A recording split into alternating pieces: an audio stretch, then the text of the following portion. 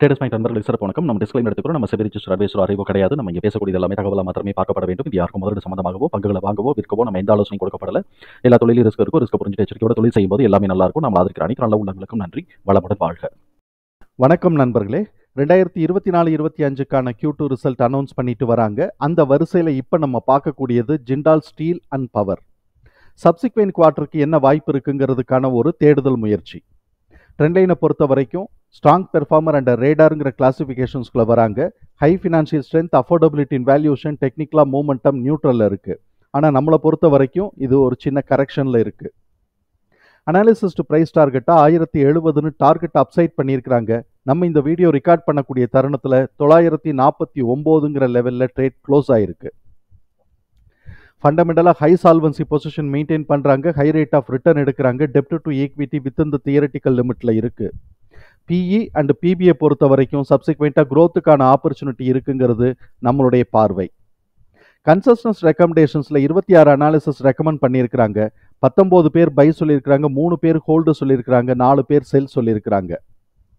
இப்போ இபிஎஸோடைய ஃபோர்காஸ்டோட நிலவரத்தை பார்த்தோம் அப்படின்னு சொன்னோம்னாக்க, ஃபோர்காஸ்டர்ஸ் இந்த வருஷத்துக்கு 12.2% இபிஎஸ் குறையறதுக்கு வாய்ப்பு இருக்குன்னு சொல்லிட்டு ஃபோர்காஸ்ட் பண்ணியிருக்கிறாங்க. இதையும் நம்ம கவனத்தில் எடுத்துக்கிறோம். குவார்ட்டர்லி பெர்ஃபார்மன்ஸஸை பொறுத்த வரைக்கும் இயர் ஆன் இயர் கம்பேர் பண்ணும்போது, அதாவது செப்டம்பர் 2024ஐயும் செப்டம்பர் 2023ஐயும் கம்பேர் பண்ணும்போது நெட் ப்ராஃபிட் 38% குறைஞ்சிருக்கு. ரெவென்யூ 8.4% குறைஞ்சிருக்கு. Q2Q கம்பேர் பண்ணும்போது ரெவென்யூ கிட்டத்தட்ட ஒரு 2400 கோடி ரூபாய்க்கு குறைஞ்சிருக்கு. நெட் ப்ராஃபிட்டும் ஒரு 500 கோடி ரூபாய்க்கு அப்ராக்சிமேட்டாக ஒரு 500 கோடி ரூபாய்க்கு குறைஞ்சிருக்கு. அதனால இபிஎஸோட லெவல் 5 ரூபா குறைஞ்சு 8 ரூபா 50 பைசாங்கிற லெவலில் இருக்குது. இப்போ இபிஎஸோடைய ட்ரெண்டை பார்த்தோம் அப்படின்னு சொன்னோம்னாக்க, இப்போ 2 குவார்ட்டராக இது கம்மியாகிக்கிட்டே இருக்குது அப்படிங்கிறத நம்ம புரிதலுக்குள்ளே வச்சுக்கிறோம்.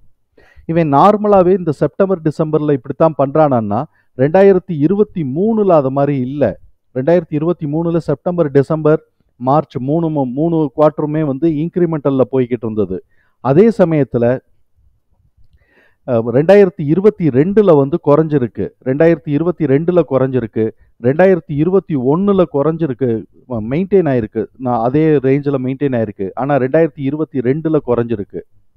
ஸோ இப்போ இந்த வருஷம் கூட போகுதா குறைய போகுதாங்கிறத பார்க்குறோம். ஆனால் ஃபோர்காஸ்டர்ஸ் இந்த இடத்துல அவங்க 12% ரெடியூஸ் ஆகிறதுக்கு வாய்ப்பு இருக்குது அப்படிங்கிறத அவங்க சொல்லியிருக்கிறாங்க. இதை எல்லாத்தையும் நம்ம கவனத்தில் எடுத்துக்கிறோம். எம்எஃப் தன்னுடைய ஹோல்டிங்லேருந்து 0.27% ஏற்றி வச்சிருக்கிறாங்க. எஃப்ஐஎஸ் தன்னோட ஹோல்டிங்லேருந்து 0.45% இறக்கி வச்சிருக்கிறாங்க. இந்த இபிஎஸ் தகவல்களை தூக்கி நம்மளோட எக்ஸல் ஃபார்மேட்டில் போட்டிருக்கிறோம். நமக்கு கிடைக்கக்கூடிய ப்ரைஸ் ரேஞ்சை பார்க்குறதுக்கு முன்னாடி இங்கே இபிஎஸோட ட்ரெண்டை நம்ம ஸ்டிமுலேட் பண்ணியிருக்கிறோம். இப்போ இந்த குவார்ட்டருக்கு 50.30 இருக்குது அப்படின்னு சொன்னால், அடுத்த குவார்ட்டருக்கு 43.68 அடுத்த குவார்ட்டரோட ரிசல்ட் வந்ததுக்கு பிறகு நம்ம ப்ரொஜெக்ட் பண்ணோம்னா, இப்போ இருக்கக்கூடியதை நம்ம இது பண்ணிக்கிறோம், ஆவரேஜ் தான் எடுக்கிறோம். ஆவரேஜ் எடுக்கும்போது 43ன்னு குறையிறதுக்கு வாய்ப்பு இருக்குங்கிற மாதிரி தான் நமக்கு காட்டுது. ஆனால் ஆக்சுவல் ரிசல்ட் வரும்போது தான் நமக்கு எக்ஸாக்டாக தெரியும். இப்போ இருக்கிறது எஸ்டிமேஷன், ஆவரேஜ் எஸ்டிமேஷன். அப்போ இந்த இடத்துல நமக்கு ட்ரெண்டை மாத்திரம் பார்த்துக்கிட்டோம்னா கம்மியாகிறதுக்கான வாய்ப்பு இருக்குங்கிற மாதிரி தான் நமக்கு இதில் காட்டுது. ஆனாலும் நம்மளுடைய ப்ரைஸ் ரேஞ்சை கீழேயும் மார்க் பண்ணி வச்சுக்குவோம், சப்போர்ட் லெவலையும் மார்க் பண்ணி வச்சுக்குவோம், ரெசிஸ்டன்ஸ் லெவலையும் மார்க் பண்ணி வச்சுக்குவோம். ட்ரெண்டு எப்படி மூவ் ஆகுதோ அதுக்கு ஏற்ற மாதிரி தேவையான டிசிஷனை எடுத்துக்கலாம்.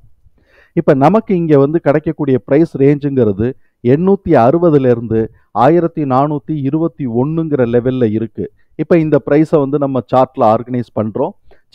சார்ட்டில் ஆர்கனைஸ் பண்ணும்போது பிரேக் பாயிண்ட்டுங்கிறது, நமக்கு கிடைக்கக்கூடிய பிரேக் பாயிண்ட்டுங்கிறது 1134லேருந்து 1184. இப்போ இவன் பிரேக் பாயிண்ட்டே இன்னும் டச் பண்ணலை, அதுக்கு கீழே தான் ட்ரேட் ஆகிக்கிட்டு இருக்கிறான். ட்ரேட் ஆகிருக்கிறான்னா S1 949லேருந்து 1010 அவன் கீழே உடைச்சிட்டான், அதையும் கீழே உடைச்சிட்டான். S2ல சப்போர்ட் எடுத்திருக்கிறான். S2ஓட ரேஞ்சு 905லேருந்து 860, அதாவது 860லேருந்து 905 எப்படி வேணாலும் சொல்லுங்கள், 905லேருந்து 860. அவன் இந்த இடத்துல கிட்டத்தட்ட 860ல் சப்போர்ட் எடுத்துட்டு இப்போ மேலே மூவ் ஆகுறான். இப்போ இது ட்ரெண்ட் அப் ட்ரெண்டுக்கு மூவ் ஆயிருச்சான்னா நம்ம இந்த இடத்துல கன்ஃபர்மேஷன் எடுக்க முடியாது. காரணம் என்னன்னாக்க S1 உடைச்சு மிட் பாயிண்டான 1066 உடைச்சு நமக்கு பிரேக் பாயிண்ட்டை வரும்போது தான் நம்ம வந்து அது வந்து கன்ஃபர்மேஷன், மிட் பாயிண்ட்டை உடைக்கும் போது தான் நம்ம கன்ஃபர்மேஷனே எடுக்க முடியும். ஸோ இப்போ வந்து இந்த டவுன் ட்ரெண்டில் இது ஒரு கரெக்ஷன் ஓடுது அப்படிங்கிறத நம்ம எடுத்துக்கலாம். இப்போ இவன் வந்து இந்த இடத்தோடைய 1010 ரேஞ்சுக்குள்ளே ஏதாவது ஒரு இடத்துல அவன் திரும்பினா அப்படின்னு சொன்னோம்னாக்க அடுத்த சப்போர்ட் பாயிண்ட்டுங்கிறது நமக்கு 600 ரூபாய்க்கு தான் இருக்குது. அதே சமயத்தில் S2க்கும் S3க்கும் நடுவில் இருக்கக்கூடிய மிட் பாயிண்ட் வந்து பார்த்தோம்னா 770லேருந்து 730 இருக்குது. அப்போ அவன் மிட் பாயிண்ட்டை சப்போர்ட் எடுக்க போகிறானா இல்லை S3 வரைக்கும் வரப்போகிறானாங்கிறத நம்ம பொறுத்து இருந்து தான் பார்க்கணும். ஸோ இப்போ இருக்கக்கூடிய மூமெண்ட்டு அப்சைடு இருக்கக்கூடிய மூமெண்ட்டை நம்ம வந்து கன்ஃபர்மேஷனாக எடுத்துக்க முடியாது. இப்போ கரெக்ஷனாக தான் டவுன் ட்ரெண்டில் கரெக்ஷனுங்கிற லெவலில் தான் எடுத்துக்க முடியும். சரி, இப்போ இவன் வந்து அப் ட்ரெண்டுக்கு மூவ் ஆகிட்டான்னு வச்சுக்கோமே, அப் ட்ரெண்டுக்கு confirmation strong bullish trend form ஆனா அப்படின்னு சொன்னாக்க நம்ம எதிர்பார்க்கக்கூடிய லெவல்ஸ் என்னென்ன லெவல்ஸ்லாம் எதிர்பார்க்கலாம்னா பிரேக் பாயிண்ட் 1134லேருந்து 1184. இப்போ இந்த பிரேக் பாயிண்ட் ஒரு ரெசிஸ்டன்ஸ் ஆக்ட் ஆகும். அந்த இடத்துல ஒரு மிட் பாயிண்ட் வரைக்கும் ஒரு கரெக்ஷன் எடுத்துட்டு திருப்பி அப்படியே புல்லிஷ் ட்ரெண்ட் கண்டினியூ ஆனால் R1 1291, R2 1421. இப்போ ப்ரைஸை ரீகால் பண்ணோம்னாக்க நமக்கு பிரேக் பாயிண்ட் 1134லேருந்து 1184, அதுக்கு மேலே வந்து புல்லிஷ் ட்ரெண்ட் கன்ஃபர்மேஷனில் ஸ்ட்ராங்காக போச்சு அப்படின்னு சொன்னால் R1 1291லேருந்து 1291, R2 1421.